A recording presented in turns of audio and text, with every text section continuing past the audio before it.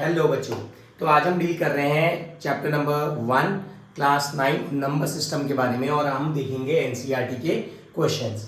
जब हम बात करेंगे एक्सरसाइज 1.1 की, तो ये हमारी फर्स्ट एक्सरसाइज है। तो इसमें हमारे पास जो सबसे फर्स्ट क्वेश्चन है वो है is zero are rational number, right? क्या जीरो हमारा रेशनल नंबर होता है? तो रेशनल नंबर जो होते हैं वो सारे वो नंबर्स होते हैं जिनको हम पी अपॉन क्यू के फॉर्म में लिख सकते हैं, राइट? तो जब हम बात करेंगे क्वेश्चन नंबर 1 की, तो जीरो को अगर मैं 0/1 लिखूं तो इसकी वैल्यू अभी भी क्या है? जीरो। बिकॉज जीरो के डिनोमिनेटर में अगर कोई भी नंबर लिख दिया जाए तो दैट मीन्स उसका आंसर जो होता है वो जीरो ही रहता है। इसको मैं 0/1, 0/2, 0/3 कुछ भी लिख सकता हूं and etcetera. That means this zero can be written in the form of p upon q. और रेशनल नंबर वो होते हैं जिनको भी हम पी अपॉन क्यू के फॉर्म में लिख सकते हैं। वो सारे नंबर्स क्या कहलाते हैं? रेशनल नंबर्स कहलाते हैं। तो इसलिए yes, zero is a rational number. तो सबसे पहले हम लिखेंगे yes, zero is a rational number. तो जीरो हमारा एक रेशनल नंबर है। Can you write it in the form of p upon q where p and q are integers and q is not equals to zero. तो already हम लिख चुके हैं। देखो जीरो को हम 0.1, 0.2, 0.3 एंड सो ऑन, इस तरह से हम उसको लिख सकते हैं। बात करते हैं सेकंड क्वेश्चन की। Find 6 rational number between 3 and 4। ये हमारा मोस्ट इंपॉर्टेंट क्वेश्चन है हमारे क्लास 9 के लिए, राइट? आपके पीरियोडिक असेसमेंट में, आपके यूटी में आपको ये क्वेश्चन देखने को मिलेगा। डिजिट्स थोड़ी बहुत वेरी कर सकती है। देखिए अभी हमसे कह रहा है कि 6 रेशनल नंबर्स। तो सबसे पहले हम लिखेंगे 6 rational numbers between 3 and 4 are. देखिए जब भी हमें जिन नंबर्स के बीच में हमें रेशनल नंबर निकालने हैं तो हमें सबसे पहले उन नंबर्स को लिख लेना चाहिए, लाइक 3 एंड 4। थोड़ा सा हमें डिस्टेंस छोड़ना है ताकि हम इनके बीच में क्या कर सकते हो, जो ऑपरेशन अगर हमें लगाना पड़े तो हम लगा सकें, राइट? अब यहाँ पे अगर मैं देखूं मुझसे कितने नंबर्स पूछे गए हैं, मुझसे 6 रेशनल नंबर्स पूछे गए हैं। तो 6 में अगर मैं 1 ऐड करूं तो मैं 7 से इसे मल्टीप्लाई और 7 से इसे डिवाइड कर ले रहा हूं ताकि ये नंबर मेरा क्या हो, चेंज ना हो। और ये बन जाएगा 3 7 21 एन अपॉन 7। एंड सेम यहाँ पे भी मैं इसको 7 से मल्टीप्लाई और 7 से डिवाइड कर लेता हूँ एंड 4 7 28 एन अपॉन में 7, राइट? अब जो मेरे नंबर्स हैं, जो 3 एंड 4 नंबर थे वो अब कन्वर्ट हो चुके हैं 21/7 एंड 28/7, राइट? और यहाँ पे ये नंबर कन्वर्ट कैसे हुए? देखिए अगर आप 7 से 21 को 7 से डिवाइड करेंगे तो दैट विल बी 3 ओनली। अगर आप 28 को 7 से डिवाइड करेंगे that will be 4 only. That means हमने नंबर को चेंज नहीं किया है, हमने सिर्फ उसका प्रेजेंटेशन चेंज कर लिया है कि 3 को हम 21/7 लिख रहे हैं। नाउ अगर हम बात करें इनका डिनोमिनेटर दोनों का अब सेम हो चुका है, तो डिनोमिनेटर सेम होने की वजह से अब मैं 21 और 28 के बीच में जितने भी नंबर्स आएंगे वो सारे के सारे रेशनल नंबर होंगे। तो हम लिखेंगे देयरफॉर 22/7, 23/7, 24/7, 25/7, 26/7 एंड 27/7।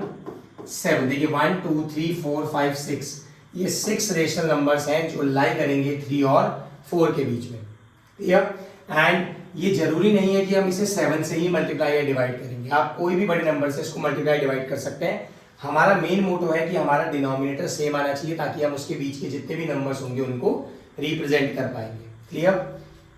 देखिए अब थर्ड क्वेश्चन की अगर हम बात करें तो थर्ड क्वेश्चन कह रहा है find 5 rational number between 3/5 and 4/5। Same हम क्या करेंगे, हम सबसे पहले लिखेंगे rational numbers between 3/5 and 4/5 are, ठीक है? अब यहां मैंने आपको जैसे बताया कि हमें सबसे पहले दोनों नंबर्स को क्या करना है, लिख लेना है एक गैप के साथ। उसके बाद हमें इससे कितने नंबर्स पूछे हैं?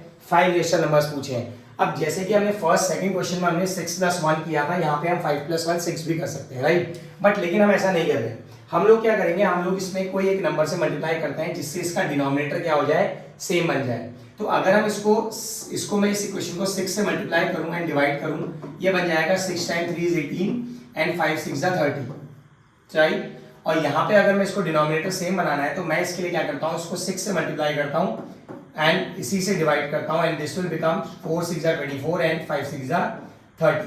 तो देखिए यहाँ पे जो इसका डिनोमिनेटर है वो क्या हो चुका है, 30 एंड 30 अगेन दोनों डिनोमिनेटर सेम आ चुके हैं।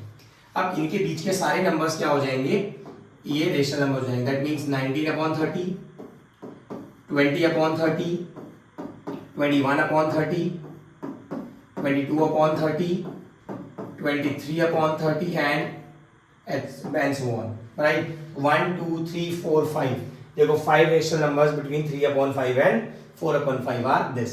तो आपको कुछ भी नहीं करना है, आपको सिर्फ एक सिंगल नंबर से मल्टीप्लाई और डिवाइड करना है, जिससे कि इसका डिनोमिनेटर क्या हो जाए, सेम हो जाए। दोनों नंबर्स का डिनोमिनेटर हमको सेम बनाना है, राइट? उसके बाद जितने भी नंबर्स उसके बीच में लाई करेंगे वो सारे नंबर्स क्या होंगे, रेशनल नंबर होंगे। एंड इन सबको हम क्या कर सकते हैं, देखिए P/Q के फॉर्म में शो कर पा रहे हैं, ठीक है।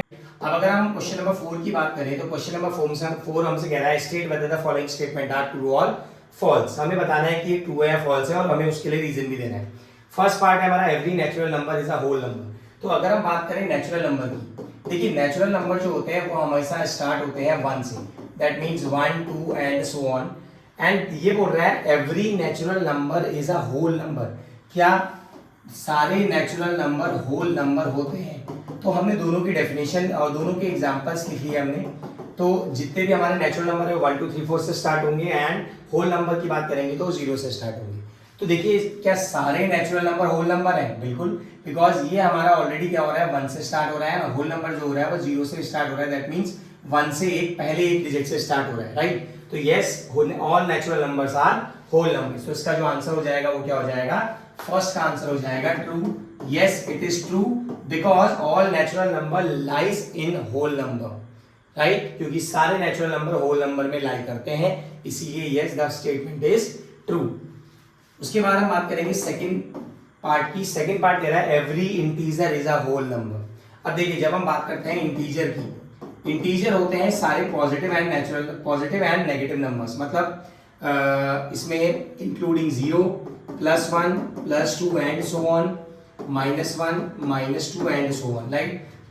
जितने भी पॉजिटिव नंबर्स होंगे, जितने भी नेगेटिव नंबर्स होंगे और including 0, these are all termed as integers. अब ये हमसे कह रहा है क्या सारे इंटीजर होल नंबर होते हैं? नहीं, बिकॉज होल नंबर में कोई भी नेगेटिव नंबर नहीं आता है, बट इंटीजर में हमारे पास नेगेटिव नंबर भी इंक्लूडेड है। तो दैट मीन्स जो सेकंड वाला आंसर होगा वो हो जाएगा no, negative numbers are not included in whole number, right? तो ये हमारे पास जो नेगेटिव नंबर्स होते हैं, नेगेटिव इंटीजर्स जिनको हम बोलेंगे, ये हमारे होल नंबर में नहीं होते हैं, नहीं इंक्लूड होते हैं, इसलिए जो हमारा सेकंड स्टेटमेंट है वो रॉन्ग है, no. Third one, every rational number is a whole number. अब हम बात करेंगे अगर थर्ड पार्ट की, every rational number is a whole number. देखिए रेशनल नंबर जो होता है that can be written in the form of P/Q, right? But that does not, for example अगर हम बात करें तो for example 2/3 is a rational number because ये it is written in the form of P/Q। But क्या ये whole number है? नहीं। हमारे पास होल नंबर के एग्जांपल्स ऑलरेडी लिखे हुए हैं 0 1 2 3 4 5 6 and so on till infinity. तो इसका मतलब 2/3 इसके बीच में लाई नहीं करता, इसके अंदर लाई नहीं करता। तो दैट मीन्स इसका आंसर भी क्या हो जाएगा, no, every rational number is not a whole number. तो इसको लिख देंगे no, every rational number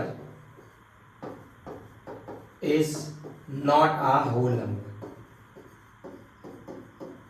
right? ये हमारी फर्स्ट एक्सरसाइज जो है वो हमारी कंप्लीट हो चुकी है और सेकंड एक्सरसाइज जो है वो हमारा, उसके लिए आप वेट करें नेक्स्ट वीडियो का and share it with your friends, like share and subscribe.